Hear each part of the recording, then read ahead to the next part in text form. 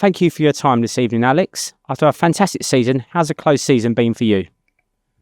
Yeah, I mean, what a great end to the season, Jordan. It was a long time coming. I thought, Chatham ran us really close until the end, and quite fitting really that we won the title against Chatham in for me, probably our best performance of the season as well. So great way to end the season. And but then, it's kind of the tale of two cities. The players go off and take their breaks, which we're very encouraging of, because it means that they're back ready, fighting fit for pre-season. But for us, it becomes the busiest time of the season, really, because we need to get things done around the stadium and obviously in preparation for next season. And then, the small matter of sorting the squad out for next season as well. So, it's been a really busy time for me personally and for the board and for Daryl. And, we're kind of working tirelessly now to try and stand up a squad for next season that's going to do us proud. So, it's a busy time. Obviously, one of the hot topics from last season was our future at Bridge Avenue. Can you provide an update on that? Yeah, sure. So I think, it's fairly well publicised that I've been in discussions with the council for some time now regarding the ground. I've made 3 offers now for the ground, and they've turned all 3 of them down. I had a more serious meeting with the head of valuations and the deputy chair of council assets, where we had a very frank conversation about the ground and our aspirations for it. And I think it's the first time really that the council have provided any colour around their valuation for the stadium. And I won't go into details of what the valuation was, but because it's probably not right to do that. But it was way over and above what we value the ground at, significantly over what we value the ground at, to the point that it would not be viable for us to buy Bridge Avenue under any circumstances, really. And given the rise in rents that we're absorbing here at the moment, it's making life difficult for us. So I think the immediate future is at Bridge Avenue, and we'll continue to remain here for the foreseeable future. I think it does. The harsh reality is that our future probably lies away from Bridge Avenue, and so we're under way with a search for an alternative, and the council are involved in that as well. We're looking dual paths here: one, trying to find a site for ourselves that we could develop out as a new ground, and also in conjunction with the council. The council obviously have a bit of a land bank in the area, so they are looking through now to see if they can find something that's suitable that we could potentially develop as a new stadium. So I think the immediate future remains at Bridge Avenue. The long-term future probably is away.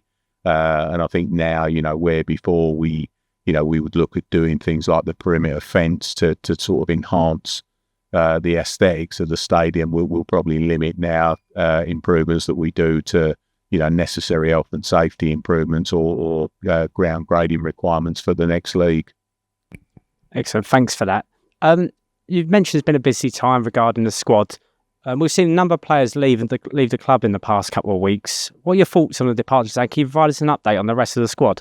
Yeah, I think in most of the cases of the players that have left now, it was anticipated. And I think, as you move into that next league, there's a significant amount of travel now involved, and which is much more of a commitment for the players. And a lot of our players have quite demanding jobs, and so getting time off is obviously going to be a problem. I think there were players that have been at the club for a long time who were kind of seeing their opportunities limited towards the end of last season, and so in the case of a good few of the players that have left now, they want to be playing first team football, and I think Daryl has been quite honest with the players to say that, no one's guaranteed a starting place next season. We're all going to have to play for our places, and it's going to be based on, what the best system is for us and who is fitting best into that system. So, so a few of the players have kind of moved on. I think every one of the players that have moved on discussed it with us first and dealt with it in a very professional way. And of course, we're sad to see the players go. In the main, it's been players that have been with us for a decent period of time, and they're saying part of the furniture is quite disrespectful actually, because they've been significant members of this club and the community. So to see the likes of Lewis Spence, Jordan Clark moving on is obviously disappointing for us. Yesterday Joe Wright announced his departure as well, which was a sad day for me personally. But they've given great service to the club. I think they've written their names in the history books, particularly with the trophy. Who forget the penalty saves that Joe made in the lead up to the trophy. It was just phenomenal. But the one thing that is inevitable in football is change, and we're moving into a different league now, in some respects uncharted territory for us for a good number of years. We've certainly not been in the National League South during my time at the club, so the club will need to evolve, and so some players will move on to other clubs and to other careers. If you look at Lewis, I think he's definitely got everything about him to make a great manager, and I'm certain that he will do that in the fullness of time. And of course, they all go with our very best wishes and with our thanks for everything they've done for the club. They've been great servants to the club and great ambassadors for us as well, and they'll always be assured a very warm welcome back at the club whenever they are here. But things do move on, and the reason we've been so busy is because we are. There's two aspects to this really. One is obviously to try and go and find new players, and not just any new player that's available. It's finding someone that's going to improve us as a team and is going to allow us to compete at that next level. Because I think anyone that knows us knows that we're not just going to go there to make up the numbers. We are going to go and try and compete and really challenge ourselves and see what we can do. And we need the highest calibre of players. And you could see this season, particularly with some of the players we've brought in, with Sean Scannells, with Tommy Hoban, Ryan Scott, Nathan Green, Mauro Valletta as well, and with Femi coming in, we've really added quality to the squad that has made a big difference, and so we continue to do that. And I think we're close to probably be next week, but we'll announce the first signings that we've made, which I think the fans will be very excited about.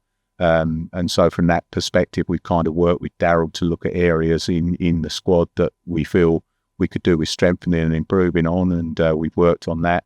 But probably the biggest piece of the exercise is actually speaking to the existing squad and making sure that we're securing the team that actually got us promoted to the National League South, and that of course means that we have to speak to all of the players, have a discussion with them about next season, gauge whether they're keen to play in the National League South, get a deal agreed for it so that we can get them tied down. And the other thing that kind of occurs there is that, as well as some of the exceptional players that dominated the league last year, we very rarely had a situation where we were playing with the whole squad because we had so many injuries. So that in itself, to be able to start this season with a fully fit squad is going to be like having some additional signings anyway. So we've been working really hard to secure the existing squad, and I think there's probably 2 or 3 now that we're still talking to in terms of just trying to get the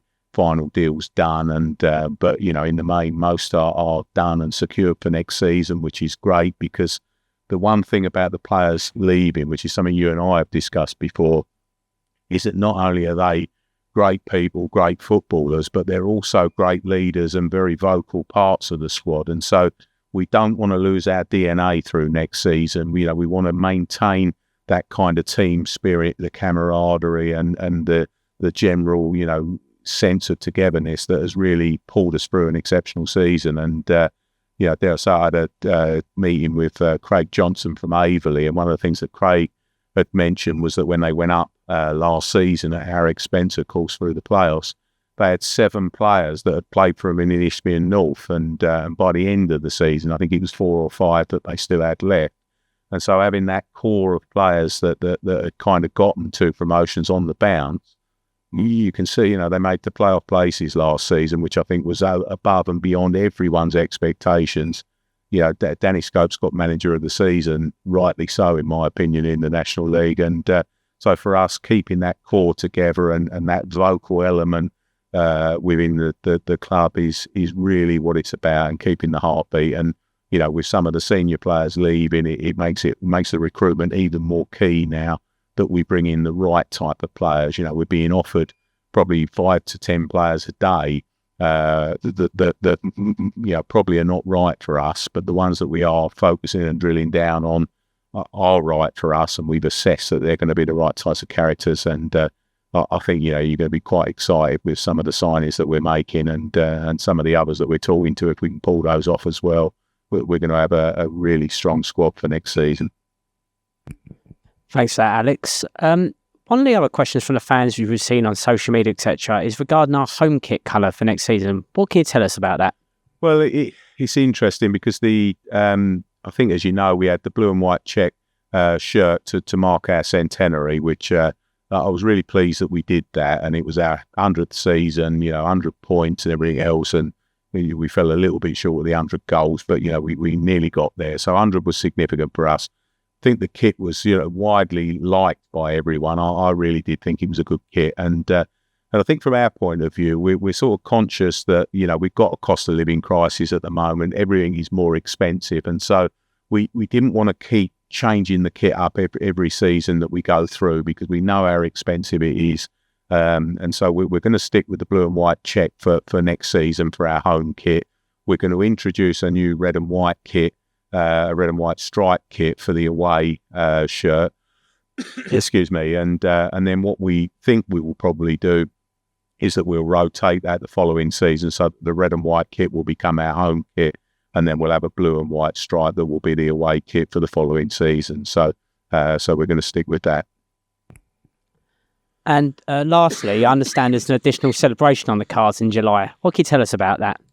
Yeah, it's most of the discussions I've had with the council have been quite frustrating, if I've been honest. But one of the nicer ones was that the council have contacted us, and we've had a fair bit of interaction with our local MP, Julia Lopez, as well, who's really been trying to help the club in all of our efforts to secure the stadium and really to push our future forward. And so one of the things that's come up is that the council have offered us an open top bus celebration around Hornchurch, very similar to what we did when we won the FA Trophy, and that will be in July. So we're very pleased to accept that, and we hope as many of the fans will come out to support the team as did for the trophy. So we're looking forward to that.